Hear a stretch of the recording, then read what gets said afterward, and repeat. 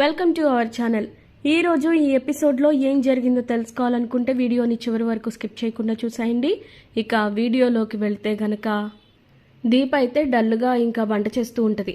దాంతో ఇంకా కార్తిక్ గమనించి, ఎందుకు దీప అలా ఉన్నావు, నువ్వు అనుకున్నట్లుగానే జరుగుతుందిగా, అయినా కూడా ఎందుకు అంత డల్గా ఉన్నావు అని చెప్పేసి అడిగేసరికి, ఎక్కడ డల్గా ఉండేది బావా, అసలు ఆ పారిజాతం గారు చూసారా, నోటికి అద్దు అదుపు లేకుండా ఎలా మాట్లాడుతున్నారో, అప్పటికి ఎక్కడికక్కడ అంటూనే ఉన్నాను, అయినా కూడా నోటుకొచ్చినట్లు మాట్లాడుతూనే ఉంది అని చెప్పి అనేసరికి, అవును నేను నిన్నటి నుంచి అబ్జర్వ్ చేస్తూనే ఉన్నాను, పిచ్చి పిచ్చిగా మాట్లాడుతూనే ఉంది, అందుకే ఏం చేసినా సరే తన నోటికి కొంచెం కళ్ళెం వేయాల్సిందే అని చెప్పి అనేసరికి, సరే అయితే నేను కార్ సర్వీసింగ్కి ఇచ్చేసి వస్తాను అని చెప్పేసి వెళ్తుంటే, భోంచేసి వెళ్ళి బావా అంటే, లేదులే టైం ఉంది కదా ఇచ్చేసి వస్తాను అని చెప్పేసి వెళ్తాడు. ఆ లోపు పారిజాతం ఏమో హాల్లో డల్గా కూర్చుంటుంది. ఏంటి పారు, లిప్స్టిక్ వేసుకున్న జింక పిల్లలాగా మంచి హుషారుగా ఉంటావనుకుంటే ఇలా అయిపోయావేంటి, ఏమైంది అనగానే, ఏం లేదురా పెద్ద సమస్య వచ్చి పడింది నాకు అని చెప్పేసి బాధపడుతుంది. నీకు సమస్య ఏంటది పారు, చెప్పు నేను తీర్చేస్తాను అని చెప్పి అనగానే, అది నువ్వు తీర్చేది కాదులే కానీ వెళ్ళు పని చూసుకో అని చెప్పి అంటే, లేదు మా పారుకి ఇంత కష్టం వస్తే నువ్వు ఇలా కూర్చుంటే మేము ఎలా వెళ్ళి ప్రశాంతంగా పని చేసుకోగలం, చెప్పు ఏమైంది అనగానే, సరే పైకి చూడు అని చెప్పి పారిజాతం అంటుంది. అలా చూడంగానే జరిగింది చెప్పుద్ది. ఏంటంటే శివనారాయణని 50,000 అడిగితే నేను ఇవ్వను అంటాడు. అదేంటండి, నాకు ఖర్చులు ఉండవా ఏంటి, నాకు ఇవ్వను అంటారేంటి అలాగా అని చెప్పి అడిగేసరికి, నువ్వు ఇంకో 10 సార్లు అడిగినా కూడా నేను ఇవ్వను అని చెప్పి గట్టిగా అనేసరికి, దాంతో ఇంక డల్గా కూర్చున్నానని చెప్పింది కార్తిక్తో. దాంతో ఇంకా అలాగా, అసలు ఏంటి పారు నువ్వు చేసే పని, నువ్వు ఈ ఇంటి యజమానురాలువేనా లేకపోతే ఒకప్పుడు పని చేసినా అని చెప్పి అనగానే, రేయ్ ఆపై అది మాత్రం గుర్తు చేయకు అని చెప్పి అనగానే, మరి ఏంటి పారు నువ్వు అసలు ఇలా ఉంటే ఎలా చెప్పు, అసలు నీకు విషయం తెలుసా, మా ఇంట్లో పెత్తనం అంతా దీపదే, తనకేం కావాలన్నా తనే తీసుకుంటుంది, ఏంటి నమ్మట్లేదా, ఉండి చెప్తాను అని చెప్పి కార్తీక్ అయితే దీపని పిలుస్తాడు. పిలిచి, దీపా ఇట్రామ్మా అని చెప్పి అనగానే వచ్చింది. ఏంటి బావా అని అడుగుద్ది. మన ఇంట్లో పెత్తనం ఎవరిది అని చెప్పి అడిగేసరికి, ఇదేంటి బావ ఇలా అడుగుతున్నాడు అంటే పారిజాతం గారిని ఇరికించడానికి ఏదో ప్లాన్ చేశారనమాట, చెప్తాను ఇవిడి సంగతి అని మనసులో అనుకొని, దీపేమో పైకి, నాదే బావా అని చెప్పి అంటుంది కదా, నీకు డబ్బులు కావాలంటే నన్ను అడిగి తీసుకుంటావా అడగకుండా తీసుకుంటావా అనగానే, అడగకుండానే తీసుకుంటాను అని చెప్పేసి గట్టిగా అనేసరికి, సరే అయితే నీ అవసరం అయిపోయింది నువ్వు వెళ్ళిపో, నేను మళ్ళీ పిలుస్తాను అని చెప్పేసి ఇంక పంపించేస్తాడు దీపని. పంపించిన తర్వాత, చూసావుగా పారు, మా ఇంట్లో పెత్తనం అంతా నా భార్యదే, అంతేకాదు తనకి ఏదన్నా డబ్బులు కావాలన్నా నన్ను అడగక్కర్లేదు తీసేసుకుంటుంది, ఇప్పుడు చూడు నువ్వు పాపం ఎలా అయిపోయావో అనగానే, ఒరే మీ తాత పెద్ద పులిరా అని చెప్పి అంటది ఇంకా పారిజాతం. పులుల డామినేషన్ దగ్గర నుంచే అసలుకి ఆడ డామినేషన్ స్టార్ట్ అయింది పారు, నీకు విషయం అర్థం కావట్లేదు కానీ పరిస్థితి చాలా మారిపోయింది, నువ్వు ఇలాగే ఉన్నావంటే నీ ఉనికిని నువ్వు చాటుకోలేవు, తర్వాత నీ ఇష్టం అని చెప్పి అనగానే, నో అలా జరగడానికి వీల్లేదు, ఇప్పుడే చెప్తాను నా స్టామినా ఏంటో ఆ పెద్ద ఆయనకు చూపిస్తాను అని చెప్పేసి ఇంకా ఆవేశంగా వెళ్ళిన తర్వాత ఇంకా శివనారాయణ అని చెప్పి గట్టిగా పిలిస్తే అసలు ఇంక పలకడు. ఓ లేడనుకుంటా, పోనీలే లేకపోవడమే మంచిదైంది, లేకపోతే ఒక 50,000 తీసుకుంటానంటే అంత రాద్ధాంతం చేస్తాడా చెప్తాను అని చెప్పి లాకర్లోకి వెళ్ళిపోయి ఒక కట్ట తీసేసుకుంటుంది. ఇన్ని కట్టల్లో ఒక కట్ట మిస్ అయితే ఏమన్నా గుర్తుంటుందా ఏంటి, ఏమన్నా తెలుస్తుందా ఏంటి అని చెప్పేసి ఇంకా బయటికి తీసుకొని వచ్చేసింది. కరెక్ట్గా హాల్లోకి వచ్చేటప్పటికి ఎదురుగుండా శివనారాయణ కూర్చుని ఉంటాడు. దాంతో ఇంకా ఒక్కసారిగా షాక్ అయిపోయి, వామ్మో ఇదేంటి కార్తిక్ గాడు ఉన్నాడు అనుకుంటే వాడి తాతున్నాడు, అమ్మో ఏదేమైనా సరే ఈ కట్ట మాత్రం కనిపించకూడదు అని చెప్పి దాసేసుకున్న తర్వాత ఇంకా వచ్చిన తర్వాత ఇంకా శివనారాయణ ఏమో, ఏంటి పారిజాతం ఏంటి అలా ఉన్నావు అని చెప్పి అనుకుంటూ ఫోన్లో చూసుకుంటూ ఉంటాడు. అయ్యో మీరున్నారని గమనించలేదండి, ఏమన్నా కావాలా అనగానే, ఇలా రా అని చెప్పి పిలుస్తాడు ప్రేమగా. అయ్యో ఏంటిది ఇంత ప్రేమగా పిలుస్తున్నాడు, ఖచ్చితంగా ఏదో ఉందన్నమాట అని చెప్పి మనసులోనే అనుకొని ఇక దగ్గరికి వచ్చిన తర్వాత ఇంకా, ఏమైందండి చెప్పండి, చల్లగా కాఫీ ఇవ్వమంటారా అనగానే, ఏంటి చల్లగా కాఫీ ఇవ్వాలా అని చెప్పి అడుగుతాడు శివనారాయణ. అదే వేడిగా జ్యూస్ ఇవ్వమంటారా అని చెప్పి అంటే, వేడిగా జ్యూసా అని చెప్పి అంటాడు మళ్ళీ. అన్న తర్వాత కన్ఫ్యూజ్ అయిపోతున్న పారిజాతాన్ని చూసి ఎందుకు పారు అంత అంత కన్ఫ్యూజ్ అవుతున్నావు అని చెప్పేసి అంటూ ఉంటాడు ఇంకా శివనారాయణ. అబే కన్ఫ్యూజన్ ఏం లేదు, చెప్పండి విషయం ఏంటి అని చెప్పి ప్రేమగా అడిగేసరికి ఇక అప్పుడు శివనారాయణ ఏమో కొన్ని సాహసాలు చూస్తుంటే ముచ్చటేస్తుంది తెలుసా నాకు అని చెప్పి అంటూ ఉంటాడు శివనారాయణ. సాహసాలా?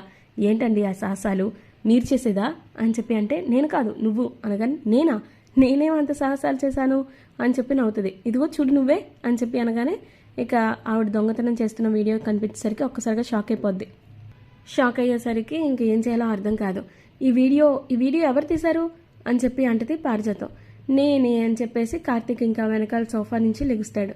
లేచి నేనే తీశాను పారు, బాగా వచ్చిందా, లైటింగ్ ఏమైనా తక్కువైతే గ్రాఫిక్లో యాడ్ చేసుకుందాంలే అని చెప్పి అంటాడు. ఏంటి వీటికి కూడా గ్రాఫిక్స్ యాడ్ చేస్తారా అని చెప్పి అన్న తర్వాత ఇంకా శివనారాయణ పిచ్చి తిట్లు తిడతాడు పారిజాతాన్ని.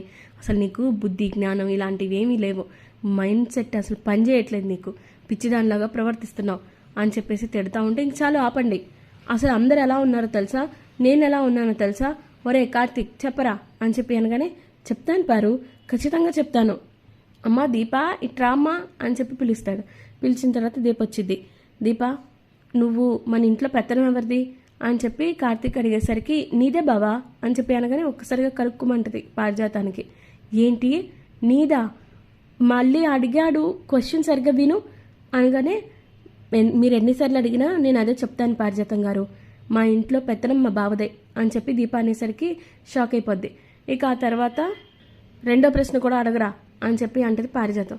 అలా అన్న తర్వాత సరే అయితే అడుగుతాను అని చెప్పి ఇంకా నీకు డబ్బులు కావాలంటే నన్ను అడిగి తీసుకుంటావా అడగకుండా తీసుకుంటావా అని చెప్పి అంటది.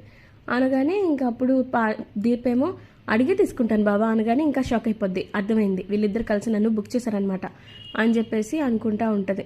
అనుకునేసరికి వీళ్ళందరూ ముందు తిడితే నీ పరువు పోతుంది, మన ఇంటి పరువు పోతుందని ఆలోచిస్తున్నాను, ఇంకోసారి ఇలాంటి రిపీట్ చేయొద్దు అని చెప్పి శివనారాయణ స్ట్రాంగ్ వార్నింగ్ ఇచ్చేసరికి సరే అంటది.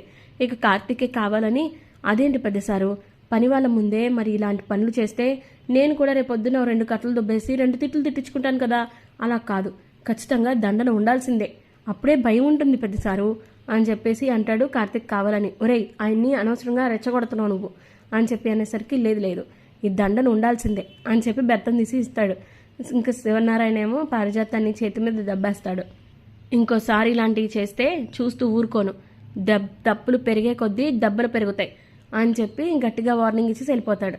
ఇక ఆ తర్వాత రే నన్ను ఇరికించావు కదా చెప్తాను నీ సంగతి అనగానే మరి తప్పు చేసిన చెయ్యికి దండన పడాలి కదా పారు అనగానే నేనేం చేశాను రా, ఈ చెయ్యేం చేసిందిరా అని చెప్పి అంటే నిన్న పొద్దున్న గుర్తు చేసుకో, నా భార్య మీదకి చెయ్యెత్తింది ఈ చెయ్యే కదా అని చెప్పి అనేసరికి తలుచుకుంటుంది.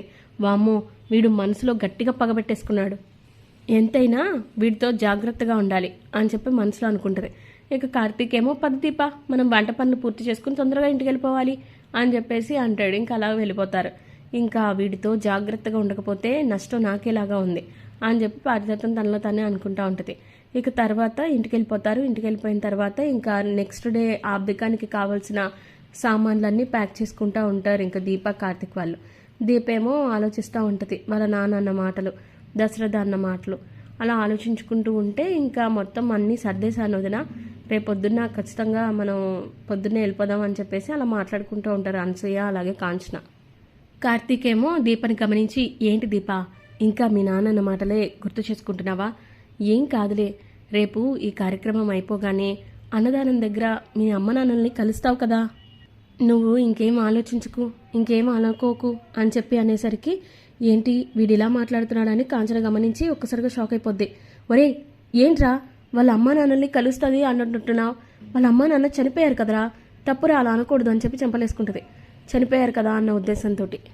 ఇక కార్తీక్ కూడా తేరుకొని అవును నేనేంటి ఇలా అనుకుంటున్నాను, నేను వీళ్ళకి తెలియదు కదా నిజం అని చెప్పి మనసులోనే అనుకొని ఏంటిది అనసూయ ఏమో ఇదేంటి కార్తీక్ బాబు ఇలా అంటున్నాడు, అంటే దీప అమ్మా నాన్న వీళ్ళు కాదని వాళ్ళు బతికే ఉన్నారని వాళ్ళు తెలుసని ఎంత గట్టిగా మాట్లాడుతున్నాడు అని చెప్పేసి మనసులో అనుకుంటా ఉంటుంది.